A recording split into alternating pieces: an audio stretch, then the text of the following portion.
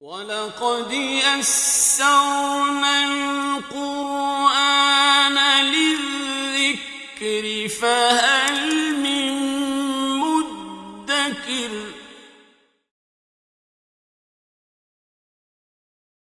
بسم اللہ الرحمن الرحیم الف لام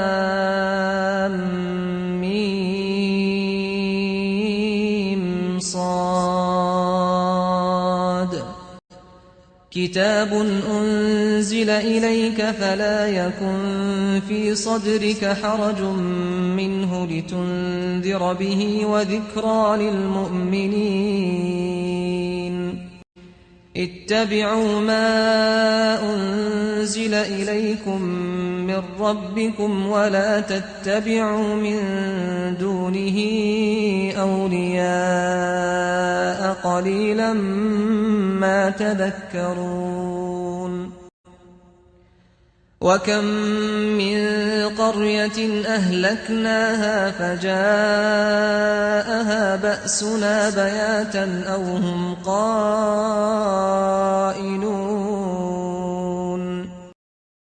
فَمَا كَانَ دَعْوَاهُمْ إِذْ جَاءَهُمْ بَأْسُنَا إِلَّا أَنْ قَالُوا إِنَّا كُنَّا ظَالِمِينَ فَلَنَسْأَلَنَّ الَّذِينَ أُرْسِلَ إِلَيْهِمْ وَلَنَسْأَلَنَّ الْمُرْسَلِينَ فَلَنَقُصَّنَّ عَلَيْهِمْ بِعِلْمٍ وَمَا كُنَّا غَائِبِينَ وَالْوَزْنُ يَوْمَئِذٍ الْحَقُّ فَمَنْ ثَقُلَتْ مَوَازِينُهُ فَأُولَئِكَ هُمُ الْمُفْلِحُونَ وَمَنْ خَفَّتْ مَوَازِينُهُ فَأُولَئِكَ الَّذِينَ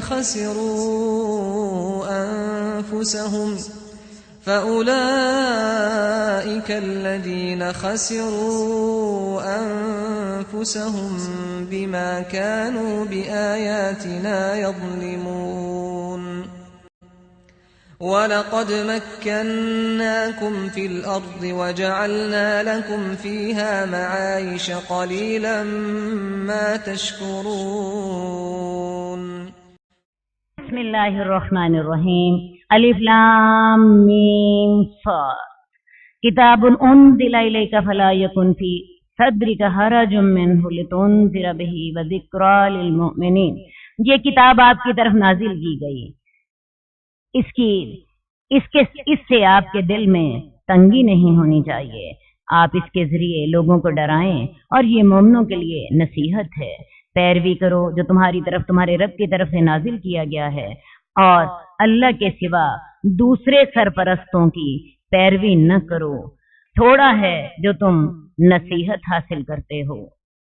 اولیاء سے مراد سرپرست اور قائدین ہیں.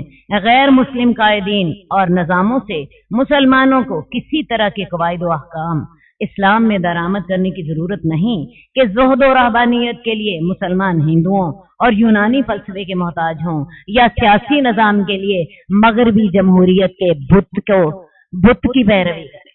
اللہ تعالیٰ نے اسلام کے اندر ہر طرح کے مسائل کا حل رکھ دیا ہے. اور کتنی ہی بستیاں تھیں جن کو ہم نے ہلاک کر دیا. ان کے پاس ہمارا عذاب رات کے وقت آیا یا اس وقت جب کہ وہ دوپہر کو کیلولہ کر رہے تھے. تو جب ان پر ہمارا عذاب آ گیا تو ان کی اس وقت پکار یہی تھی کہ ہم بلا شبہ ظالم تھے. جب انسان کے سامنے عذاب آ جاتا ہے تو تب انسان کی آنکھیں کھل جاتی ہیں. اسی طرح جب موت آ جاتی ہے تب بھی انسان کی آنکھیں کھل جاتی ہیں. ایسا نہ ہو ہماری آنکھیں اس وقت کھلیں جبکہ ہماری آنکھیں اصل میں بند ہو رہی ہوں. اللہ اس دنیا میں ہمیں آنکھیں کھولنے کی توفیق عطا فرمائے. اللہ اس دنیا میں صحت میں تندرستی میں آج ہمیں آنکھیں کھولنے کی توفیق دے. اس وقت تو سب کی آنکھیں کھلنی ہی کھلنی ہے. لازمت ہم ضرور ان لوگوں سے ضرور سوال کریں گے جن کی طرف پیغمبر بھیجے گئے تھے، اور ہم پیغمبروں سے بھی ضرور سوال کریں گے، اور ہم اپنے علم سے ان پر پوری حقیقت بیان کریں گے، اور ہم تو غائب نہ تھے۔ اور قیامت والے دن وزن صاف کے ساتھ ہوگا، تو جس کی نیکیوں کی تول بھاری ہو گئی تو وہی لوگ ہیں جو کہ کامیاب ہوں گے، اور جس کی نیکی کی تول ہلکی ہو گئی تو یہی وہ لوگ ہیں جنہوں نے اپنے آپ کو خسارے میں ڈالا، اس وجہ سے کہ وہ ہمارے آیات کے ساتھ ظلم کرتے تھے۔ آیات کے ساتھ ظلم کرنے سے کیا مراد ہے؟ اللہ کی آیات یہ حق رکھتی ہیں، اللہ کی کتاب حق رکھتی ہے، ان کو مانا جائے، ان کی فرما برداری کی جائے، ان کے مطابق زندگی گزاری جائے۔ تو جب ان آیات کو انسان پڑھے ہی نہ، جیسے ہم اندھے بہرے ہو کر قرآن کی آیات پڑھتے ہیں، ان کا ترجمہ ہی نہ سیکھے، ان کو سمجھے ہی نہ، تو پھر ان کو رہنما بنانے کی باری تو آئی ہی نہ۔ کیا خیال ہے؟ یہ ظلم تو ہم بھی اللہ کی آیات کے ساتھ کر رہے ہیں۔ اللہ کی آیات کا حق ادا کرنے کے لیے سب سے پہلی چیز جو ضروری ہے، اللہ کی آیات کو سمجھیں، ان کا ترجمہ پڑھیں، ان کی تشریح سیکھیں۔ اللہ تعالیٰ نے نبی کو بھیجا تھا اور اس کی کیا ڈیوٹی لگائی تھی؟ یتلو علیہم آیاتک ویعلمہم الکتاب والحکمہ، تو اے نبی ان کے اوپر آیات کی تلاوت کرنا۔ آیات کی تلاوت تو ہو گئی، حالانکہ وہ لوگ عربی دان تھے، اس کے باوجود اللہ نے نبی کی ڈیوٹی لگائی تھی کہ تم انہیں کتاب سکھاؤ گے اور اس کتاب کا عملی نمونہ بھی ان کے سامنے پیش کرو گے۔ لیکن ہماری قوم جو ہے ان سارے معاملات سے بالکل کوری۔ ایسا نہ ہو کہ ہم بھی ان آیات کے اندر شامل ہوں۔ جس کی نیکی کی تول ہلکی ہو گئی تو یہ وہ لوگ ہیں جنہوں نے اپنے آپ کو خسارے میں ڈالا اس وجہ سے کہ وہ ہماری آیات کے ساتھ ظلم کرتے تھے۔ اللہ ہمیں آیات کا حق ادا کرنے کی توفیق دے، ہمیں آیات کے ساتھ ظلم کرنے والوں میں سے نہ بنانا۔ لیکن میں آپ کو ساتھ یہ بھی کہتی ہوں، دعا ضرور کریں، لیکن ساتھ اللہ آپ کو توفیق دے، اپنی زندگی کو قرآن سیکھنے میں لگائیے۔ اور ہم نے تمہیں زمین میں جگہ دی تھی، ہم نے تمہارے لیے اس میں زندگی گزارنے کے سامان بنائے تھے، تھوڑا ہی ہے جو تم شکر کرتے ہو۔ اور ہم نے تمہیں پیدا کیا، پھر ہم نے تمہاری صورتیں بنائی، پھر ہم نے فرشتوں سے کہا آدم کو سجدہ کرو، تمام فرشتوں نے سجدہ کیا، ابلیس نے نہ کیا، وہ سجدہ کرنے والوں میں سے نہ ہوا۔ اللہ تعالیٰ نے کہا تجھے کس چیز نے روکا کہ تو سجدہ کرتا جبکہ تجھے میں نے حکم دیا تھا؟ شیطان کہنے لگا میں انسان سے بہتر ہوں، اللہ تعالیٰ تو نے مجھے آگ سے پیدا کیا اور تو نے اس کو مٹی سے پیدا کیا، لہذا میں اپنے سے کمتر کو سجدہ نہیں کروں گا۔ مٹی کو اوپر بھی رکھو تو نیچے گرتی ہے، آگ کو نیچے بھی رکھو تو اوپر کو جاتی ہے، تو میں مٹی سے بنے ہوئے انسان کو، میں آگ کا بنا ہوا، میں اسے سجدہ نہیں کروں گا۔ سرکشی کر۔ اللہ نے کہا اچھا پھر یہاں سے اتر جاؤ، تیرے لیے یہ جائز نہیں کہ تو یہاں تکبر کرتا پھرے، تو میرے دربار سے نکل جا، تو ذلیلوں میں سے ہے۔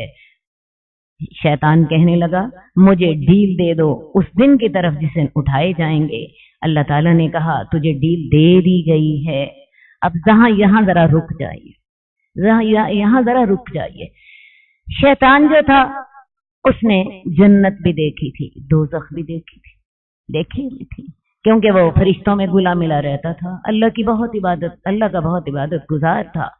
اب جب اس سے یہ غلطی ہو گئی، بجائے اس کے کہ وہ اپنی غلطی کا اعتراف کرتا، اکڑ گیا، سرکش ہو گیا اور کہنے لگا اللہ میں اس سے بہتر ہوں، تکبر کرنے لگا اور کہنے لگا کہ میں اپنے سے کمتر انسان کو سجدہ نہیں کروں گا۔ اللہ نے کہا چل پھر میرے دربار سے نکل جا۔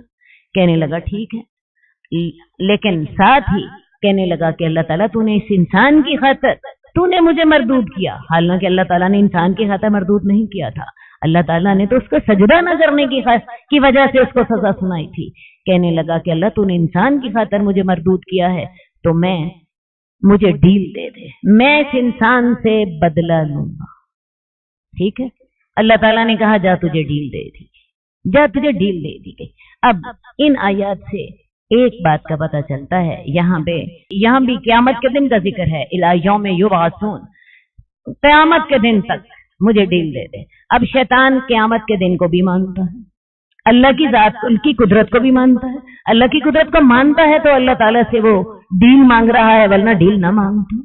ٹھیک ہے، جنت دوزخ بھی اس نے دیکھی ہوئی ہے. ٹھیک ہے، یہ سارا کچھ وہ اللہ کو مانتا ہے، اللہ کی قدرت کو مانتا ہے، قیامت کو دن کو مانتا ہے، جنت دوزخ اس نے دیکھی ہوئی ہے.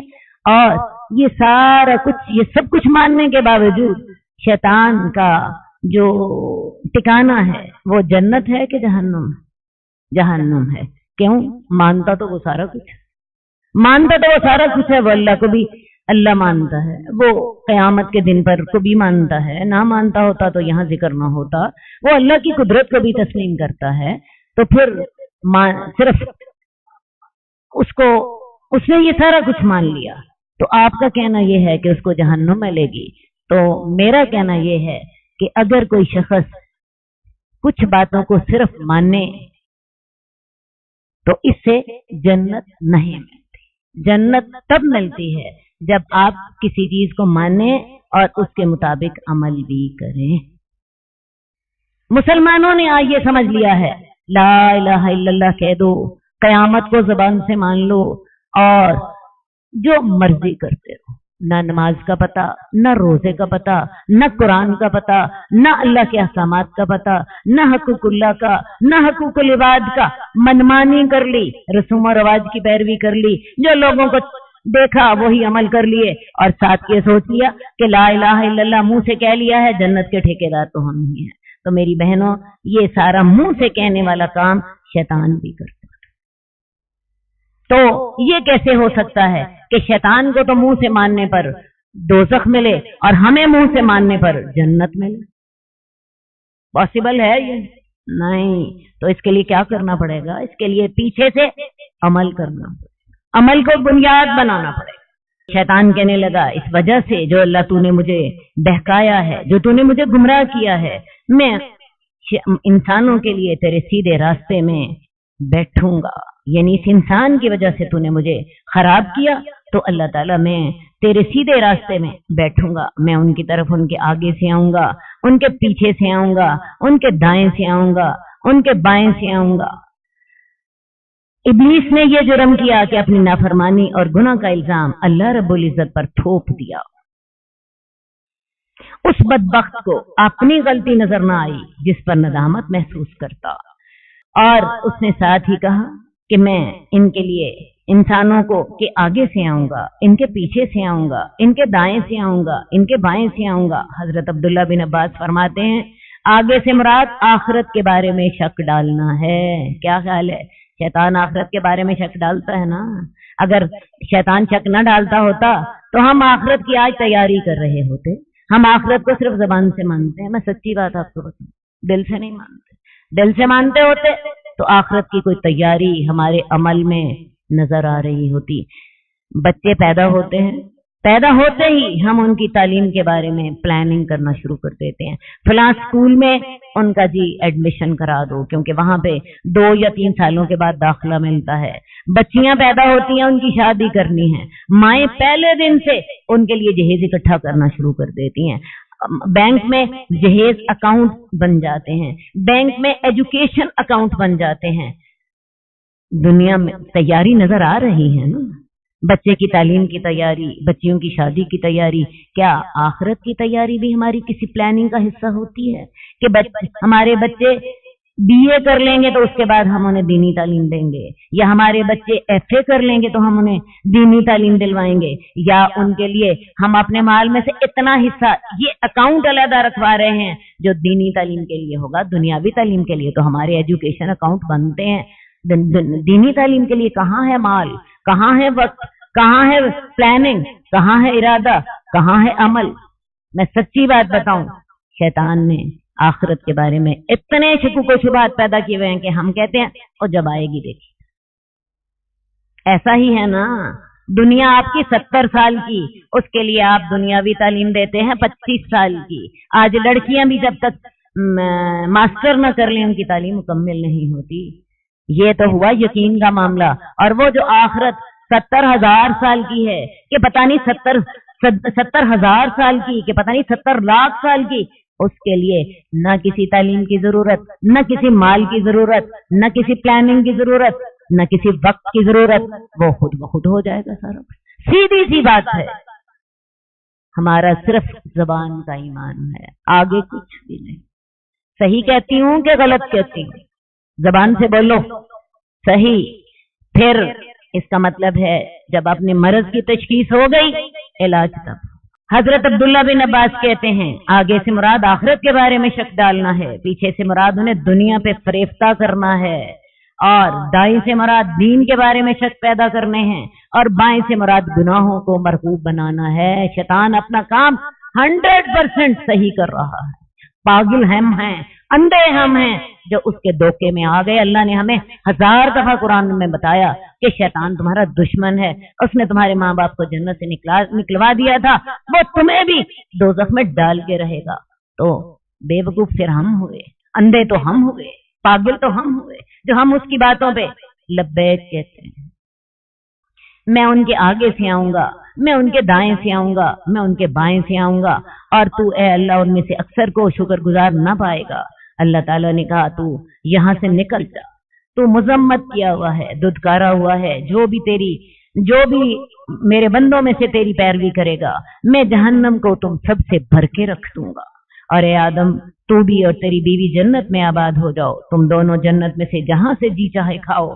हाँ, इस तरहत के करीब न जाना तो तुम दोनों जालिम हो जाओगे। शैतान ने उन दोनों के लिए वसवसा डाला ताकि उनके लिए जाहिर कर दे जो छुपाए उनसे, उनकी शर्मगाहों से।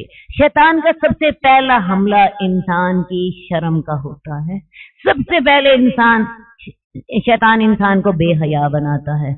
हजरत आदम ने जब शैतान की बात मानी है, सबसे पहले क्या नतीजा निकला था? उनका जन्नत का लिबास छिन गया था, नंगे हो गए थे। ये इस वजह से है कि जब इंसान जिस्मानी तौर पर बेहया हो जाता है तो बाकी सारे गुनाह करने उसके लिए आसान। तो इसलिए बेहयाई शैतान का सबसे बड़ा हथियार है। और इससे आपको ये भी पता चला कि हमें सबसे ज्यादा किससे बचना है? बेहयाई से। आज आपको पता है अखबार इश्तिहार आ रहे हैं खैर से लॉन कलेक्शन के, और वो कैसी नंगी तस्वीरें होती हैं, और वो कैसे शैतान ने हमारे लिए खुशनुमा बनाए होते हैं। ये शैतान का सबसे बड़ा हथियार है। एक मुसलमान खातून को इन बातों को हमेशा अपनी आंखों के सामने रखना है। तो शैतान ने उनके लिए वसवसे डाले ताकि उनके लिए जाहिर कर दे जो उनकी शर्मगाहें उनसे छुपाई गई थी। और अल्लाह ताला ने और शैतान ने कहा तुम्हें तुम्हारे रब ने इस दरख्त से सिर्फ इसलिए रोका है कि तुम दोनों फरिश्ते न बन जाओ, या तुम दोनों हमेशा रहने वाले न बन जाओ। और उनसे कसमें खाएं कि मैं तुम्हारा खैर खा हूं। यानी पहली दफा कहने पर ही हजरत आदम उसके धोखे में नहीं आए। शैतान एक मुद्दत तक बरगलाता रहा और उन्हें कहता रहा कि अल्लाह ताला ने तुम्हें दो जन्नत से निकाल देना है, अगर आपने जन्नत में रहना है तो इस दरख्त का फल खा लो, क्योंकि अगर ये इस दरख्त का फल खाओगे तो फिर तुम जन्नत से नहीं जा सकोगे। मैं क्योंकि यहाँ का रहने वाला हूँ, मुझे इन सारी बातों का इल्म है। और उनके सामने कसमें खाने कि मैं तुम्हारा सच्चा खैर खा हूं। तो उन्हें धोखे से माइल कर लिया। जब दोनों ने दरख्त का फल खाया, उनके लिए उनकी शर्मगाहें जाहिर हो गईं और वो जन्नत के पत्तों से अपने ऊपर डांपने लगे। और अल्लाह ताला ने उन्हें ऊपर से आवाज दी, क्या मैंने तुम्हें इस दरख्त से नहीं रोका था? और क्या मैंने तुम्हें ये नहीं कहा था कि शैतान तुम्हारे लिए खुला दुश्मन है? दोनों ने कहा, ए रब हमारे, हमने अपनी जानों पे जुल्म कर लिया, और अगर तू हमें माफ न करेगा और हम पर रहम न करेगा तो हम तो खसारा पाने वालों में से हो जाएंगे। बड़ी खूबसूरत दुआ है, रब्बना ज़लमना अनफुसना व इल्लम तग़फिर लना व तरहमना लनकूनन्ना मिनल खासिरीन। बहुत से लोगों का कहना यह होता है कि उस वक्त हजरत आदम ने अर्श के सामने रसूलुल्लाह सल्लल्लाहु अलैहि वसल्लम का नाम लिखा हुआ देखा, उसका वास्ता दिया, तो तब अल्लाह ताला ने उनकी दुआ कबूल कर ली। कुरान तो हमें ये सारा कुछ नहीं बताता। कुरान तो हमें ये बताता है कि उन्होंने इस दुआ के जरिए अल्लाह ताला से मग़फ़िरत तलब की थी। अल्लाह ताला ने कहा, उतर जाओ, तुम्हारा एक दूसरे से दुश्मन है, दूसरे के लिए दुश्मन है, तुम्हारे लिए जमीन में टिकाना होगा और फायदा होगा एक वक्त तक। अल्लाह ताला ने कहा, तुम दुनिया में ही अब जिंदा रहोगे, तुम दुनिया में ही मरोगे और उसी जमीन से ही निकाले जाओगे। शैतान और आदम के किस्से से मंदरजा झैल बातें वाज़ेह होती हैं।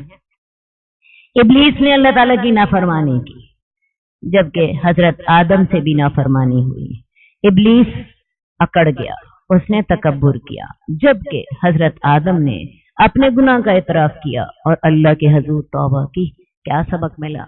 हमसे कोई गलती हो जाए, अपने गुनाह का इतराफ कीजिए, ठीक ठीक इतराफ कीजिए और फिर अल्लाह से तौबा कीजिए। क्योंकि इंसान की आमतौर पर इंसान की भी आदत है कि वो शैतानी असरात के तहत वो अपनी गलती नहीं मांगता, वो कहता है कसूर तो दूसरे का था, दूसरे ने बस ये किया था तो मैंने फिर जवाब में ऐसा कर दिया। इंसान अपनी गलती तस्लीम नहीं करता, गलती अगले पे डाल देता है। ये काम किसका था? ये शैतान का काम था।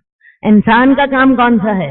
वही जो हजरत आदम ने किया था। अपनी गलती का इतराफ करें और अल्लाह से फिर दुआ भी करें। ए बनी आदम, हमने तुम्हारे ऊपर तुम्हारा लिबास उतारा जो कि तुम्हारी शर्मगाहों को छुपाता है और तुम्हारे लिए बाइसे ज़ीनत भी है, और तकवा का लिबास वही बेहतर है। ये अल्लाह ताला की निशानियों में से है ताकि वो नसीहत हासिल करें। इब्लीस की आजमाइश का सबब हजरत आदम बने, लिहाजा इब्लीस आदम और बनी आदम का दुश्मन ठहरा। आदम को जन्नत से निकलवाने का ज़ाहरी सबब चूंकि इब्लीस बना, लिहाजा आदम बनी आदम भी इब्लीस के दुश्मन ठहरे। अब ये है कि इस इब्लीस ही के जो इब्लीस ने जैसे हजरत आदम को गुमराह किया था, इसी तरह उसने इंसानों को गुमराह किया। आपको पता है कुफ्फारे मक्का नंगे होकर तवाफ किया करते और इसी को इबादत समझते। उनका कहना यह था कि हम फितरी हालत में अल्लाह की इबादत करते हैं, या उनका कहना यह था कि जिन कपड़ों में हम गुनाह करते हैं हम उन कपड़ों में अल्लाह के हजूर हाजिर नहीं होते। तो अल्लाह ताला ने इन आयात को उतार कर इंसान को बताया कि ए बनी आदम, हमने तुम्हारे ऊपर लिबास उतारा है, वो तुम्हारी शर्मगाहों को भी छुपाता है, तुम्हारे लिए बाइसे जीनत भी है और तकवा का लिबास ज्यादा बेहतर है। ये अल्लाह ताला की निशानियों में से है ताकि वो गौर व फिक्र करें। लिबास के बुनियादी मकासद दो ही हैं, एक तो शर्मगाह को या छतर को छुपाए और दूसरी बात ज़ेबो ज़ीनत करे। इंसान का लिबास उसके लिए बाइसे खूबसूरती भी होता है, उसे सर्दी और गर्मी से भी छुपाता है। लिबास में मंदरजा झैल खुसूसियात जरूर होनी चाहिए ताकि वो तकवा का लिबास बन सके। आपने पढ़ा है ना कि तकवा का लिबास ही बेहतर है। लिबास सातिर होना चाहिए, ऐसा न हो कि पहनने के बावजूद जिस्म के पोशीदा हिस्सों के खदोखाल नुमायां हों, और खास तौर पर हम खवातीन के लिए लिबास इतना बारीक ना हो कि अंदर से जिस्म नजर आता रहे, लिबास इतना तंग ना हो कि पहनने के बावजूद इंसान के जिस्म के नशेबो फराज सारे नुमायां होते हों। इसके अलावा ऐसा लिबास नहीं होना चाहिए जो कि मर्दों से मुशाबा हो, मर्द औरतों से मुशाबा लिबास न पहने और औरतें मर्दों से मुशाबा लिबास न पहने।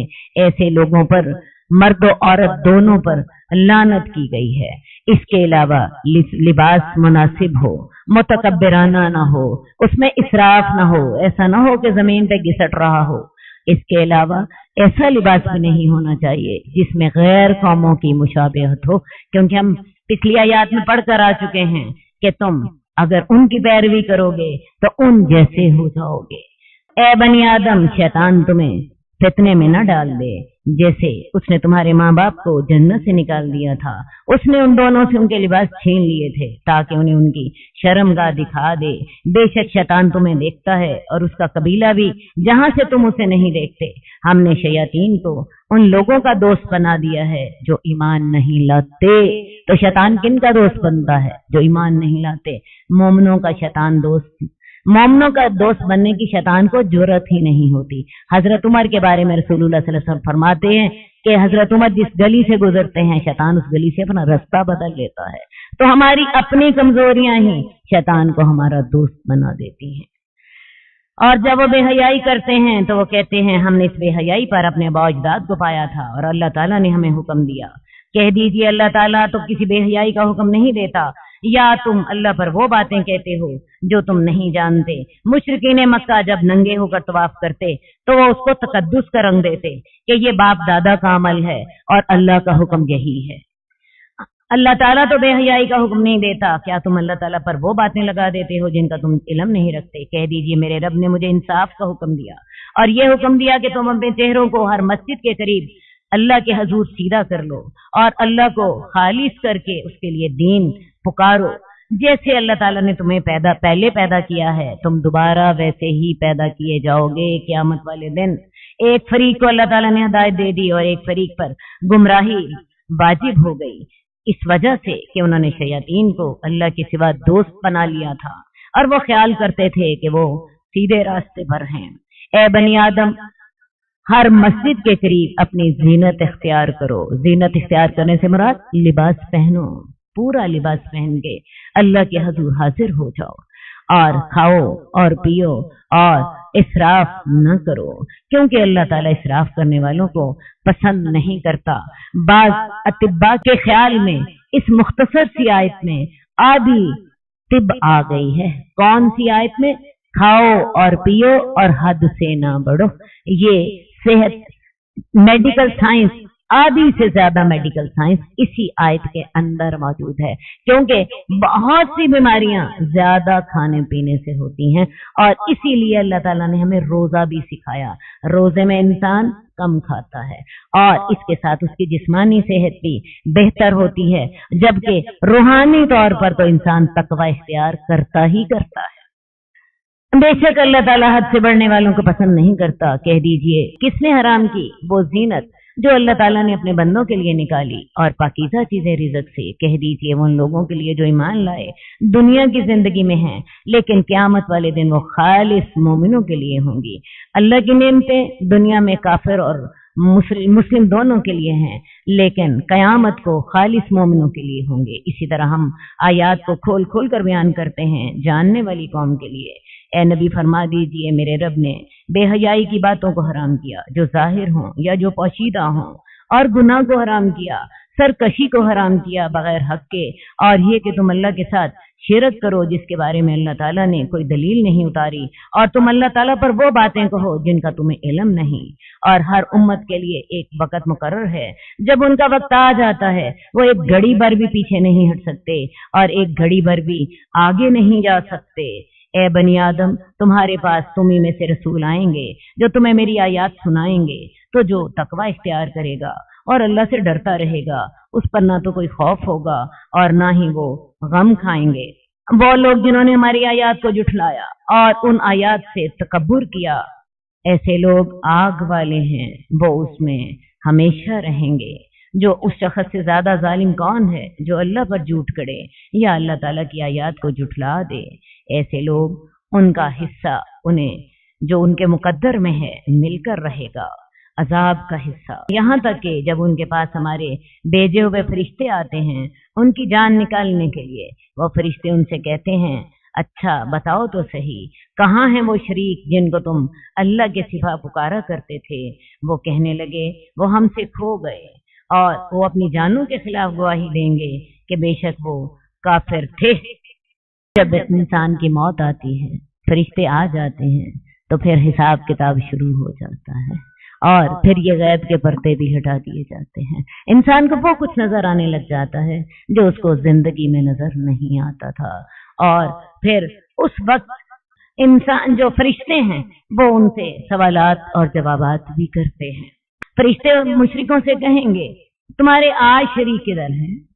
वो कहेंगे हमसे खो गए, और वो अपने जानों के खिलाफ गवाही देंगे कि वो काफिर थे। इस बात को झूठ बोल जाएंगे कि हम तो काफिर ही नहीं थे। अल्लाह ताला कहेगा उन उम्मतों में दाखिल हो जाओ जो तुमसे कबल जिन्नों और इंसानों में से गुजर चुकी, और जाओ आग में चले जाओ।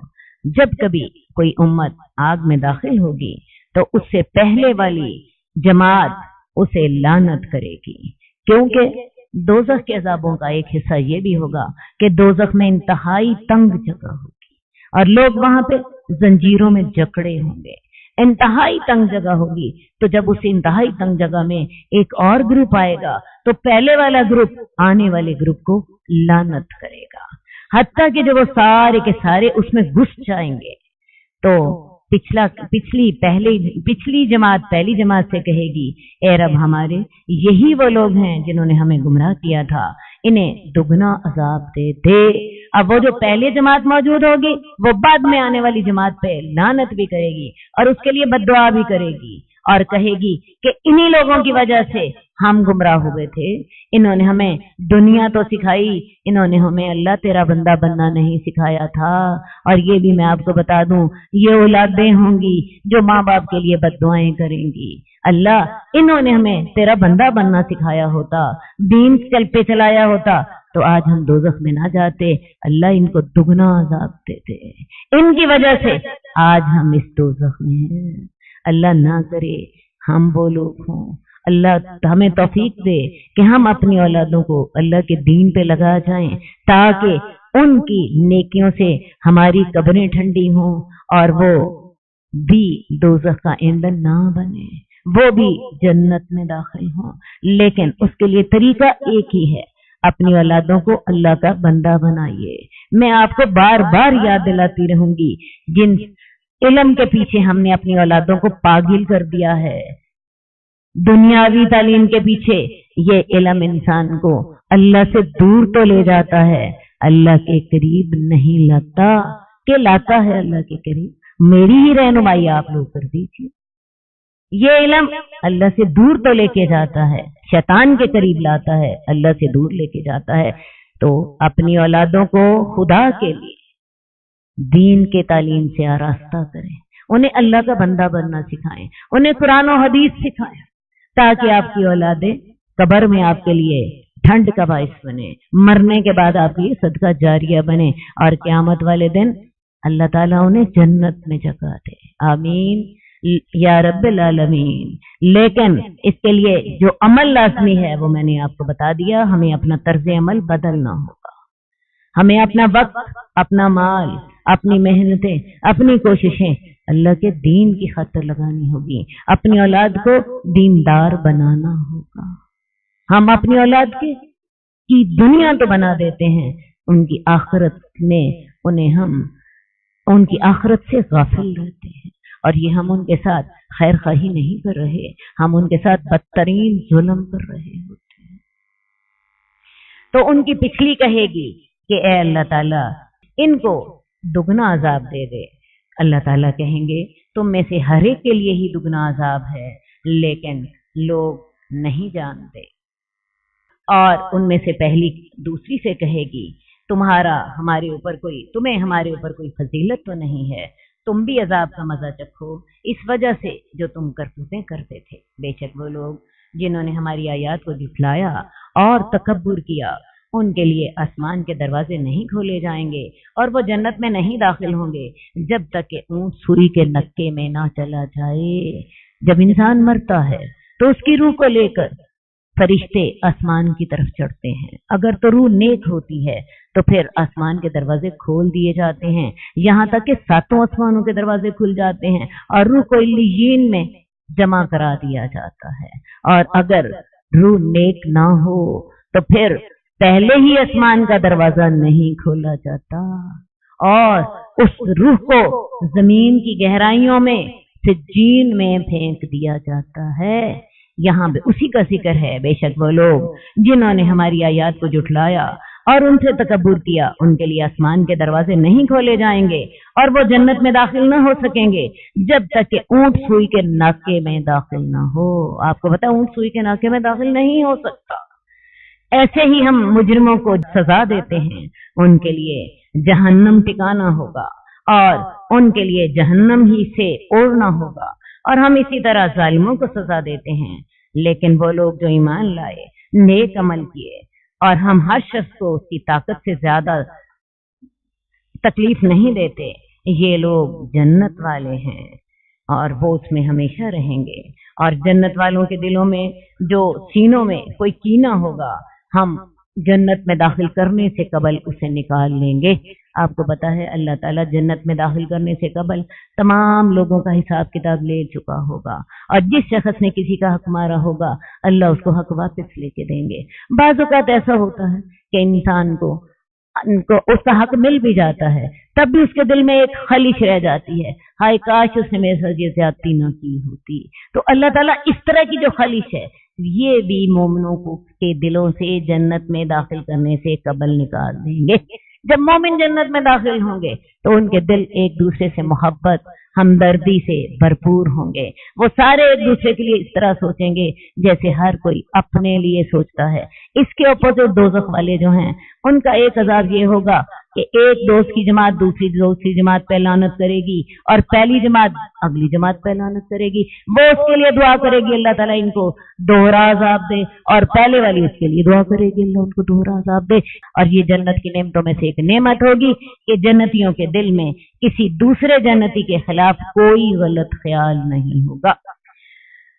وہ جنت میں ہوں گے جس کے نیچے سے نہریں بہ رہی ہیں، اور وہ کہیں گے تمام تعریفیں اللہ کی ہیں جس نے ہمیں اس جنت کی ہدایت دی، اور ہم اس جنت کی طرف ہمیں راستہ نہ ملتا اگر اللہ ہم پہ رحمت نہ کرتا۔ کیا خیال ہے؟ جنت میں صرف اور صرف اللہ کی رحمت سے ہی داخلہ ہو سکتا ہے۔ دنیا میں بھی اللہ توفیق دیتے ہیں تو نیکیاں کرنی آسان ہو جاتی ہیں، جنت کے راستے پر چلنا آسان ہو جاتا ہے۔ اگر وہ اللہ نہ چاہے تو ہم جنت میں نہیں جا سکتے۔ ہم جنت میں کس کی رحمت سے جاتے ہیں؟ رب کی توفیق کے ساتھ، رب کے انعامات کے ساتھ، اور سب سے بڑھ کر اللہ تعالیٰ ہمارا حساب کتاب میں ہمارے اوپر آسانی فرما دے، ہمارے اوپر رحمت فرما دے، تو تبھی ہم جنت میں داخل ہو سکتے ہیں۔ تو جنتی یہ کہہ رہے ہوں گے کہ تمام تعریفیں اللہ کے لیے ہیں جس نے ہمیں جنت کی ہدایت دی، اور ہم یہ جنت کا راستہ نہ پا سکتے تھے اگر اللہ تعالیٰ ہمیں ہدایت نہ دیتا۔ اب اللہ کے رسول ہمارے پاس حق کے ساتھ آئے تھے، اور ادھر سے اللہ آواز دیں گے یہ تمہاری جنت ہے، تم اس کے وارث بنا دیے گئے ہو اس وجہ سے جو تم عمل کیا کرتے تھے۔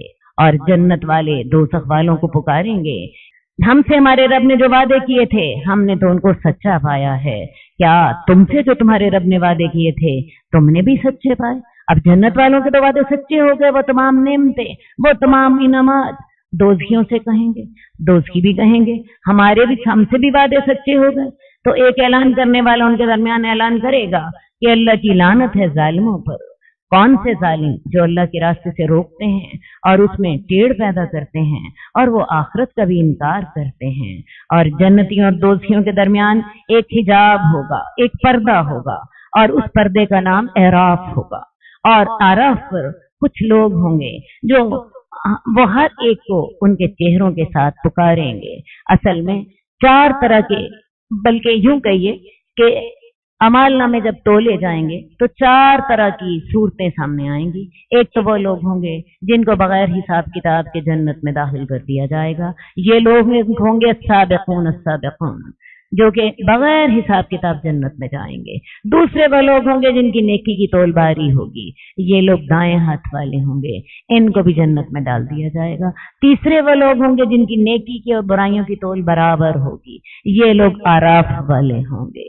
یہ لوگ جنت میں فوراً تو داخل نہیں ہوں گے، لیکن کچھ دیر کے بعد انہیں جنت میں داخل کر دیا جائے گا، انہی کا ذکر یہاں پر آیا ہے۔ اور چوتھے وہ لوگ ہوں گے جن کی نیکی کی تول ہلکی ہوگی، یہ وہ لوگ ہیں کہ جو کہ دوزخ میں جائیں گے۔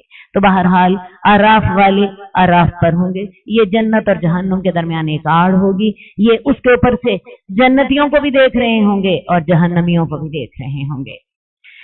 وہ ہر ایک ان کے چہروں سے پکاریں گے، اور وہ جنت والوں کو پکاریں گے تم پر سلامتی ہو۔ وہ جنت میں داخل تو ابھی نہیں ہوئے ہوں گے، لیکن جنت میں جانے کی امید رکھتے ہوں گے آراف والے۔ اور جب ان کی نگاہیں دوزخ والوں کی طرف پھیری جائیں گی تو وہ کہیں گے اے رب ہمیں ظالم قوم کے ساتھ نہ بنانا۔ دوزخ والوں کو دیکھیں گے، دعائیں کریں گے، جنتیوں کو دیکھیں گے، ان کو سلام کریں گے اور دعائیں کریں گے، اور خود جنت میں داخل ہونے کی امید رکھتے ہوں۔ اللہ تعالی ہمیں ہدایت کی توفیق عطا فرمائے۔ قد خصك الرحمن بالفضل والتيجان والروح